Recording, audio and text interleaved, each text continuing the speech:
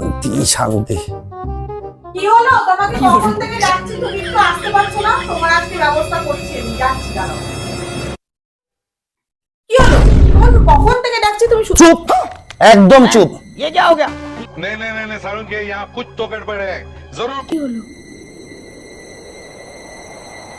একটা কথা যেন আর মুখ থেকে না বার হয়, একটা কথা যেন মুখ থেকে না বার হয়।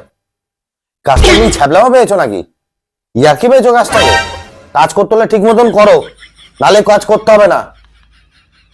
কি হয়েছে গো? আর বলো না, একটা ছেলেকে কাজে রেখেছি, সে ঠিক মতন কাজই করছে না, মাথা খারাপ করে দিচ্ছে আমার। হ্যাঁ, তুমি কি বলছিলে?